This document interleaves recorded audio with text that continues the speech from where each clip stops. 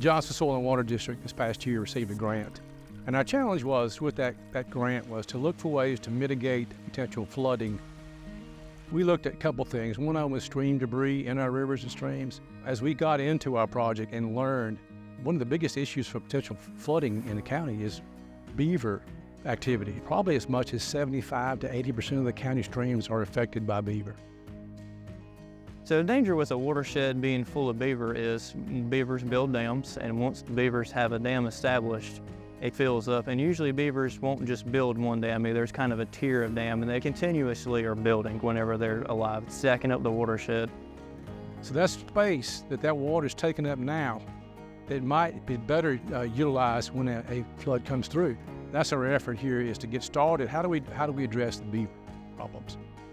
So beavers definitely can cause a lot of damage. The two large things that we see we have complaints from is killing trees. It's a relatively large monetary loss to landowners.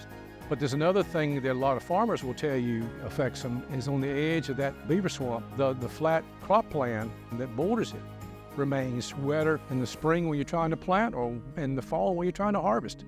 The Soil and Water had particular interest in removing dams from across the county and reducing flooding across the county in general. And in order to do that, we kind of see that we need to have one particular person who's just in this county. That has been what we have pursued and secured. So we have a trapper here now in our program. So we started with 5 sites, and we helped our beaver trapper to visit and secure permissions to trap on various people's properties. And the first 5 were done pretty successfully and pretty quickly. And so now the project has grown to probably 15, 16, 17 sites. The first thing I do is go out to a site and kind of do a site assessment, see if it's actually beavers is causing the issue here, make sure, kind of locate how many dams we got. And then once we kind of get an assessment and get a feeling for the area, make sure we can access all the areas we need to, go out there and actually set some traps, try to run through the traps, see how many beaver we can catch, kind of pay attention to some population dynamics. And then a little trick that we like to do is put a small hole in the dam and actually start draining some of the water out of there once we think we catch all the beaver. And that way we can see if nothing comes back and repairs the dam, we kind of got a good feeling that there's no more beaver left in there. And once we get to that point where we feel like we've got all the beaver out, we actually start working on removing the dams. I've seen a fairly noticeable change, especially in a lot of our original creeks that we kind of pointed out as Little Creek, Hannah Creek, Sassaristic Swamp. You can ride through the community and see the various places where the water's dropped. Where you see high water in road pipes, you see those areas drop the water levels down, and now you're really making a difference. In the past, a given landowner would contract with a BMAP specialist.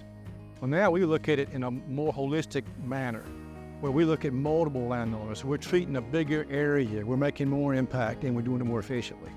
So it's a win-win for Johnston County, for Johnston County landowners, and I think for the watershed.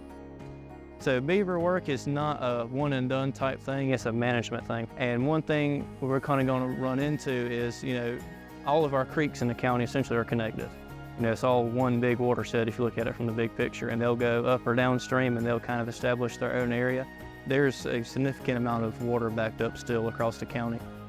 Well, we are trying to pick up where our grant runs out. I think we have done that this year in a new budget for the county. We will continue at Johnston Soil and Water District to help work with our public, secure permissions to get our specialists on the ground. So we're going to help him, and when he does great things, it reflects positively on all of us.